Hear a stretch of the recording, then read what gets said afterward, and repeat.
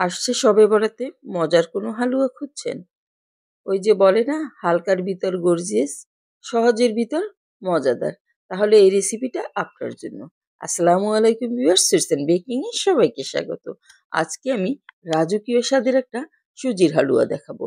এর জন্য আমি প্রথমে ক্যারামেল করে নিচ্ছি। আমি নিয়েছি এখানে হাফ কাপ পরিমাণে চিনি। চিনিটা যখন গলে আসবে হালকা, তখন নাড়া দিবেন। তার আগে কিন্তু এতে নাড়া দেওয়ার প্রয়োজন নেই। আর এটা অবশ্যই পুড়িয়ে ফেলা যাবে না। কালারটা যখন সুন্দর হবে তখন নামিয়ে ফেলতে হবে। এই যে দেখুন, আমি ক্যারামেলটা করে নিচ্ছি। যখন একটা ডিপ সুন্দর কালার চলে আসছে, সে পর্যায়ে দিয়ে দিলাম এতে হাফ লিটার ঘন দুধ। দিয়ে আমি সুন্দরভাবে নাড়িয়ে মিক্স করে নামিয়ে ফেলবো। এই যে দুধ আর ক্যারামেল সুন্দরভাবে মিক্স করে নিতে হবে। মিক্স করা হয়ে গেল, আমি নামিয়ে চলে যাচ্ছি অন্য প্রিপারেশনে। আর অবশ্যই ক্যারামেলটা পুড়িয়ে ফেলবেন না, তাহলে কিন্তু তেতো হয়ে যাবে।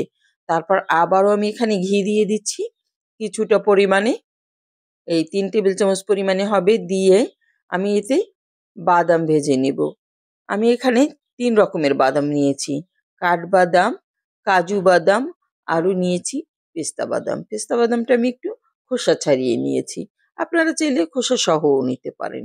এখন সুন্দরভাবে ভেজে নেব হালকা করে। খুব বেশি ভাজবেন না, তাহলে কিন্তু পুড়ে যাবে বাদাম। আর শেষে দিয়ে দিতে হবে এতে কিশমিশ। কিশমিশটা আগে দিয়ে দিলে পুড়ে যাবে, তাই আমি কিশমিশটা শেষে দিয়ে দিলাম। এখন লো হিটে সুন্দরভাবে এটা আমি ভেজে নিব। অবশ্যই বাদামটাও কিন্তু পোড়ানো যাবে না। এই যে দেখুন, বাদাম দিয়ে সুন্দর একটা ঘ্রাণ বের হচ্ছে। আমি এখন নামিয়ে নিচ্ছি এটা। যখন দেখবেন হালকা একটা সুন্দর ভাজা ঘ্রাণ বের হয়ে আসছে, সে অবস্থায় নামিয়ে নিতে হবে। আমি ঘি দিয়ে দিলাম আরও কিছুটা। আমি ঘিটা গলিয়ে নিয়েছি। তারপর দিয়ে দিচ্ছি এতে দারুচিনি, এলাচ। দিয়ে দিচ্ছি 1 কাপ পরিমাণে সুজি। সুজিটা আমি ঘিয়ে সুন্দরভাবে ভেজে নিব। আমি মোটমাট এখানে 1 কাপের মতো ঘি ইউজ করেছি। স্বাদটা যেহেতু রাজকীয়, তাই ঘিটা তো একটু বেশি লাগবেই। আপনারা চাইলে কম ঘি দিয়েও করতে পারেন, সেক্ষেত্রে স্বাদের একটু হেরফের তো হবেই। এই যে দেখুন, সুন্দরভাবে ভেজে নিলাম। এই অবস্থায় দিয়ে দিলাম সেই ক্যারামেল মিল্ক। দিয়ে সুন্দরভাবে মিক্স করে নিতে হবে, যেন কোনো এর ভিতরে লাম্পস না থাকে। তারপর দিয়ে দিচ্ছি আমি আরও হাফ কাপ পরিমাণে চিনি।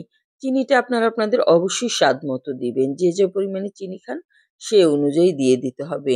আর বাকি ঘিটুকু আমি দিয়ে দিলাম। দিয়ে একটু মিক্স করে নিচ্ছি সব কিছু।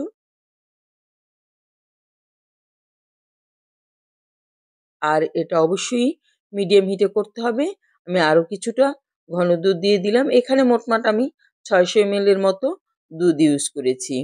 সব কিছু দিয়ে সুন্দরভাবে এটা রান্না করে নিতে হবে। এই যে দেখুন, অনবরত নেড়ে নিতে হবে। আর মাঝে একটু চেক করে নিবেন যে এটাতে চিনির পরিমাণটা ঠিক আছে কিনা। দিয়ে দিচ্ছি স্বাদ মতো লবণ। মিষ্টি জিনিসে অবশ্যই একটু লবণ দিবেন, তাহলে এর স্বাদটা ব্যালেন্স হয়। তারপরে দিয়ে দিচ্ছি যে বাদাম আমি ভেজে রেখেছিলাম। সবটুকু আমি দিব না, কারণ বাকিটা আমি ডেকোরেশনের জন্য রেখে দিয়েছি। দিয়ে আবারও সুন্দর মতো কষিয়ে নিচ্ছি। যখন দেখবেন যে ঘিটা ছেড়ে দিচ্ছে, তখন তুলে নিতে হবে। এই যে ভালোভাবে নেড়ে চেড়ে করে নিতে হবে। আর হিটটা বাড়ানো যাবে না, তাহলে কিন্তু নিচে পোড়া লেগে যেতে পারে। যেটা অনেকটাই হয়ে আসছে, ঘিটাও ছেড়ে দিয়েছে। আমি এখন তুলে নেব। তৈরি হয়ে গেল আমার রাজকীয় স্বাদের সুজির হালুয়া। আসছে শবে বরাতে, সবাই এটা ট্রাই করে দেখবেন। এটা খেতে কিন্তু খুবই মজার, বাসায় ট্রাই করলেই বুঝতে পারবেন। এই যে দেখুন, আমি সুন্দরভাবে দিয়ে দিলাম একটা ডিশে, উপর থেকে বাদামটা দিয়ে দিলাম। দেখতে কিন্তু হেভি লাগছে, আর খেতেও অসাধারণ। আশা করি আজকের রেসিপিটা আপনাদের কাছে অনেক বেশি ভালো লাগবে। ভালো লাগলে বেশি বেশি শেয়ার করে দিবেন। সবাই অনেক বেশি ভালো থাকবেন। আল্লাহ হাফেজ।